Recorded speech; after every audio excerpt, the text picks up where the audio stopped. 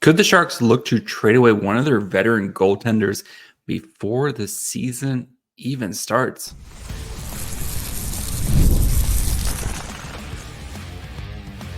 You're Locked On Sharks, your daily podcast on the San Jose Sharks, part of the Locked On Podcast Network, your team every day. Hello, welcome to Locked On Sharks, the premier hockey podcast covering your favorite team in the Bay Area. My name is JD Young, caretaker of the Reef, also the co-host of Western Conference Tuesdays here at the Locked On NHL channel. I want to thank you for making Locked On Sharks your first listen, proudly part of the Locked On Network. We cover your team every day, and if you want to be an everydayer, all you have to do is just follow wherever you get podcasts, or you can watch this on YouTube as well. And today we're going to be discussing if the Sharks could maybe move either Vitek Vanecek or Mackenzie Blackwood before the season even starts. Why it would make sense. We all know why. And who are some potential candidates? So before we get into all that, do want to let you guys know that today's episode is brought to you by FanDuel. Now through September 22nd, all FanDuel customers can bet $5 and get a 3-week free trial and an NFL Sunday ticket from YouTube and YouTube TV. Visit FanDuel.com to get started. Slight note for this week, I'm on vacation, out of town, on vacation all week. So I have pre-recorded this. You're still going to get your 3 episodes this week, normal off-season content. But if there's anything crazy that happened, I will have it covered when I get back. Try to get one vacation in before the chaos of the season starts. So yes, just a slight note. If anything crazy happened between basically Monday through Friday, yeah, I'll cover it when I get back. So let's get into it, right? So the San Jose Sharks, of course, traded for Askarov earlier this summer, or I guess a couple weeks ago now at this point. And if they wanted to basically kind of open up the pathway for Askarov to get the backup job, they could look to trade either Mackenzie Blackwood or Vitek Vanecek. Both players are entering the last year of their respective deals. Just as a quick reminder, Vitek Vanecek has a $3.4 million cap hit. Mackenzie Blackwood, $2.35 million cap hit. Askarov, who's going into the last year of his ELC, is also waivers exempt. So this kind of whole process would probably be more of if Askarov just wins the backup, wins a job basically, and whoever wins the starting job, whether it's Blackwood or Vitek Vanecek, whomever, and then Askarov basically just outplays the other person, and could be something that we see in training camp. And if the Sharks wanted to basically just kind of give Askarov the job, he's going to win it at some point. I've already kind of said I do expect Askarov to play about 15 NHL games right now. But if he's just one of the better goalies, you would want to kind of maybe alleviate this situation of having 3 NHL goalies on your roster. One way to do that would be to waive either Blackwood or Vitek Vanecek, whoever is basically kind of the odd man out. Send him through waivers. Assuming he doesn't get claimed, he would then go on the Barracuda, where $1.25 million of his salary would basically get eaten on the Barracuda, and the remainder would stay on the Sharks. Doesn't matter. The Sharks have all the cap space in the world that they want. But that is one kind of way to go about it. Or you could be proactive, because you assume one of these guys is going to get traded by the end of the season anyway, right? Teams always looking for goaltending help, whether to shore up a backup position. Maybe they have a goalie injured. They need somebody to kind of maybe get you through the stretch run while a goalie comes. Like, there's always a reason. Somebody always is looking for goaltending help. And I assume one of these guys will get traded between Vitek Vanecek and Mackenzie Blackwood by the time the season ends. So if you want to be proactive and trade one of them now, try to get ahead of the curve, and then also gives yourself some Askarov, like some more runway for Askarov to play meaningful NHL games this year, where instead of maybe playing 15, he's probably looking at playing 30, 35 NHL games this year and really kind of build up towards becoming a full-time starter for next season, where then Askarov would probably go into next year as the unquestioned starter. But who would make a lot of sense? And I think you have to look just north at the Vancouver Canucks. The Canucks right now are kind of dealing with some goalie injuries. So you have Thatcher Demko, who is still dealing with some injuries. Remember, he got hurt. Was it right before the playoffs or the beginning of the playoffs last year? And is still kind of slowly working his way back from it. And it doesn't sound like he is going to be ready for the season to start. So if you're the Canucks, who are kind of in your window right now, having your number one goaltender out seems pretty bad. On top of that, their backup goalie, Silovs, he is dealing with some knee ligament inflammation. And right now, you're always every coach, every GM, everybody is always like, they'll be okay by the time training camp starts, right? That they always kind of paint that rosy picture. But what if they're not?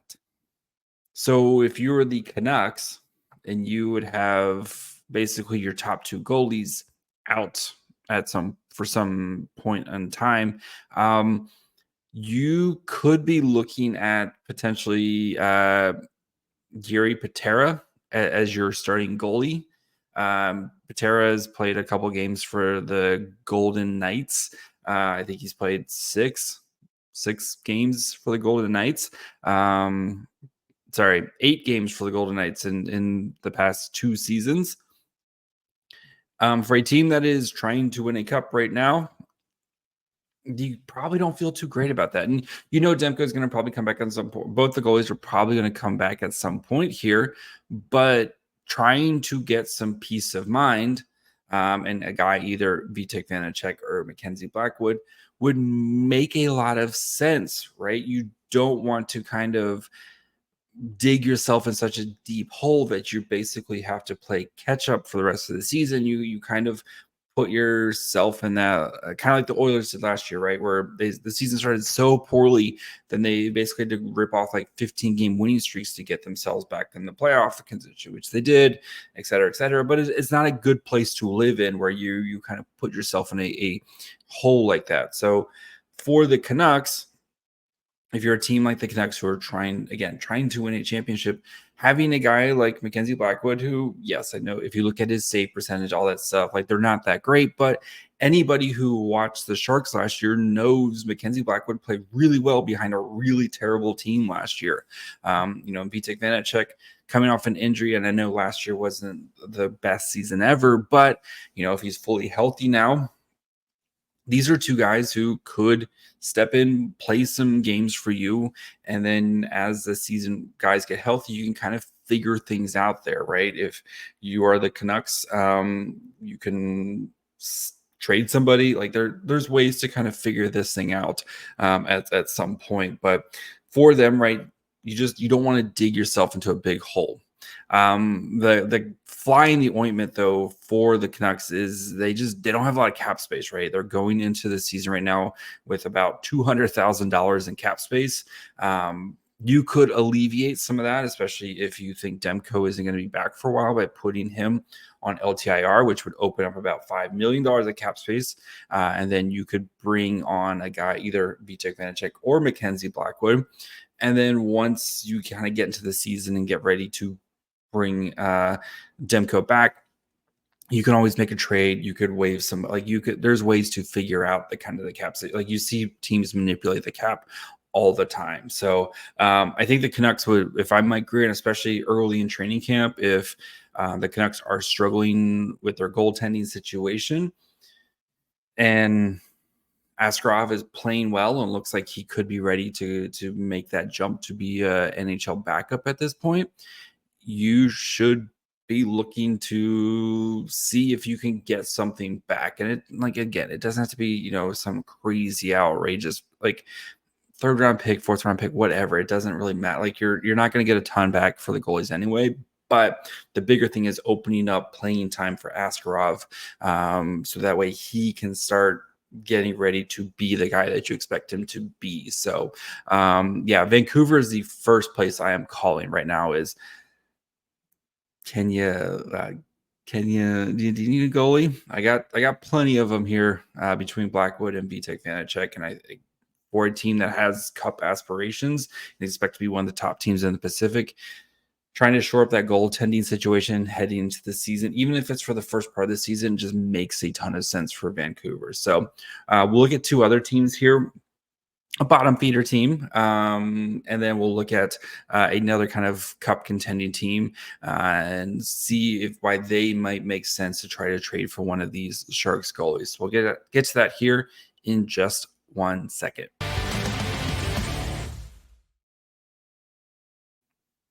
You've heard us talk a lot about FanDuel, America's #1 sportsbook. Well, we have something a little different for you.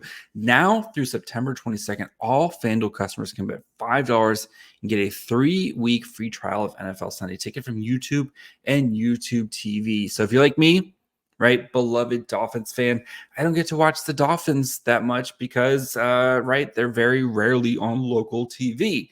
But with YouTube TV, I can watch Tua to Tyreek every week, and it's something beautiful to behold. So with YouTube TV base plan, you can watch every regular season Sunday afternoon out-of-market game. All you need is a Google account and a current form of payment, and you can cancel anytime. Just visit FanDuel.com and download America's #1 sportsbook. All right, so another team that could be doing the same thing, kind of with some goalie issues because of some health. And if you watched my episode with Jack from last week, you know what I'm talking about. The Blackhawks. So Chicago is going into this season right now. And again, they're going to be a bad team, just like the Sharks. We really great conversation with Jack if you missed it last week, kind of talking about the parallels that both these teams are going through right now. But you have Petr Mrazek, who was outstanding last year and earned himself a really nice contract this last season. I think he got it mid-season, but and then they went out and they signed Laurent Brossoit to be the backup, really kind of improve that backup situation. I know their backup last year was not very great, and if you watched any Blackhawks games and it wasn't Mrazek starting, you basically felt like this game was going to be over. So they went and got Laurent Brossoit. Brossoit last week had knee surgery to clean up his meniscus and is expected to be out 5 to 7 weeks, which would put him right around training camp-ish, end of training camp, beginning of the season there. But what if his knee just doesn't kind of come back really healthy? Or what if he has a setback? Or, this is one of those kind of situations where they don't really have a ton of behind them. So Arvis Soderblom, who was the backup last year, is one of the other goalies expected to kind of play in Rockford. And then you have Drew Commesso, a young goalie who's 22, also going to be playing in the AHL. If you're the Blackhawks, right, you kind of want to start to take that step to, just like the Sharks, right? Taking that step from kind of being the doormat just to be more competitive night in and night out. And we as Sharks fans know there's nothing it's a bad feeling when you don't trust your goaltender. So if Laurent Brossoit, especially if he has a setback or if he has, another injury that kind of pops up from this, this could be a perfect situation for the Sharks to trade one of their goaltenders. Great thing about Chicago, right? Just like the Sharks, they have a ton of cap space, so it doesn't matter when it comes to the actual cap. So they have about $6.5 million, or sorry, 6 2/3 million, so a little under $7 million of cap space. So they could easily take on Blackwood or Vitek Vanecek's contracts. Either one of them, if they wanted to add another solid veteran behind Mrazek, and then maybe take a little bit of a load off Mrazek too. Mrazek has played a ton of games for the Blackhawks behind really bad teams the past couple seasons. He played 56 games last year. I assume you would probably want to try to get that down a little bit for a guy who's 32 years old, and maybe get that closer to that 45 game mark, where maybe he's starting 45 games, and then Blackwood or Vanecek is starting maybe closer to like that 38 or whatever the math that works out there, 37. Anyway, a little bit more 50-50 there, so that way you're not having to kind of rely on Mrazek to play so much, and especially playing such a heavy workload behind a bad team where he was just kind of getting peppered with shots last year. I think a guy, that's what they signed Brossoit for this year. And if Brossoit does show signs of maybe this injury is going to take longer for him to get back, especially with a goalie, bad knees, kind of little worrisome right there, I think the Blackhawks make a ton of sense. And again, if you're trying, you're right, you're going to have for their Rockford team, you're going to have some young defensemen.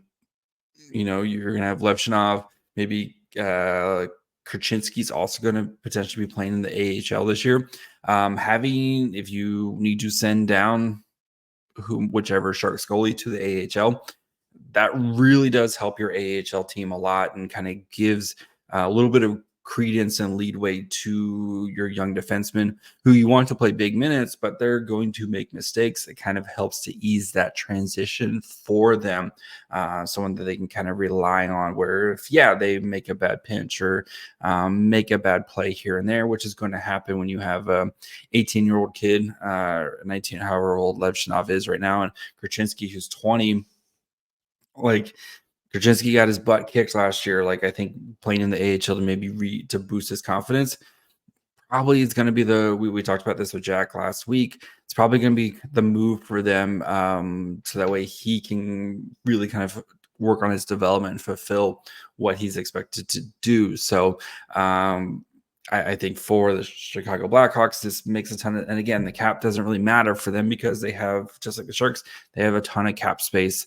So I really like that move as well. And again, the idea for the Sharks is you're trying to open up a pathway for Askarov to play games going forward, and playing a bunch of games in the NHL going forward. So Blackhawks make a ton of sense. Just also depends on this injury. If Brossoit maybe is ahead, there's no setbacks, then I could, they would probably just want to roll with what they've got and kind of go from there. So we'll look at another team here who makes a lot of sense because they are very much in a competitive window, and their goaltending is a little questionable. So we'll look at the Avs and why they could be a potential destination for Mrazek, or for Vitek Vanecek or Mackenzie Blackwood. So we'll get to that here in just 1 second.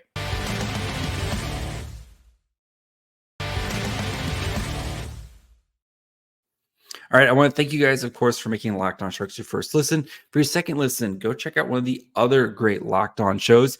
You have Locked On Fantasy Hockey, so if you're going to start gearing up for hockey season, you have the Locked On NHL Hockey, which, of course, I'm on every Tuesday with Seth to talk about Western Conference stuff.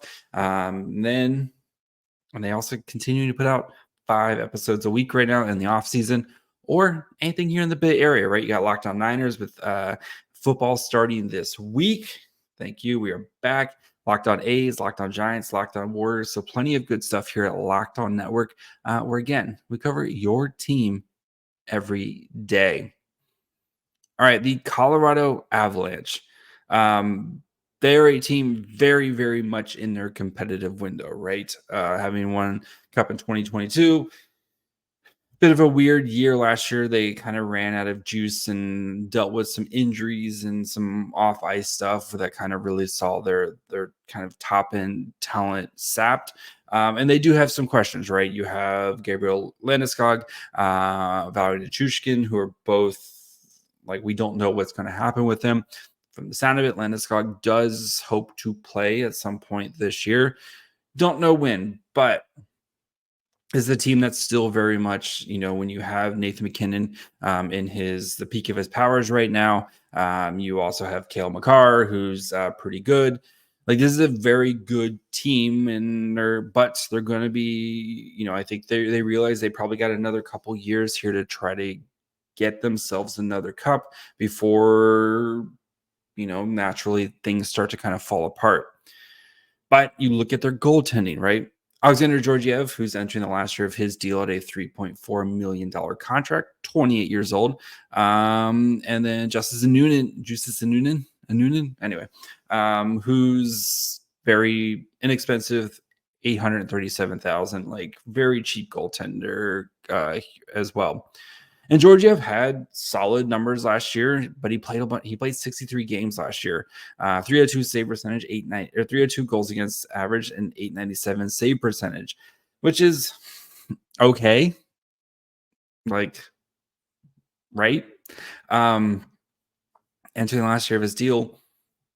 And then you look at Noonan, who maybe he's the future of the position, right? He played 14 games last year with a 225 goals against average and 928 save percentage. He's entering the first year of his new deal here. But what if you just want a little bit more, I don't know, just experience, I would say. So again, Anunin could be the future. And, he did post really good numbers last year, but that was in a very small sample size of 14 games.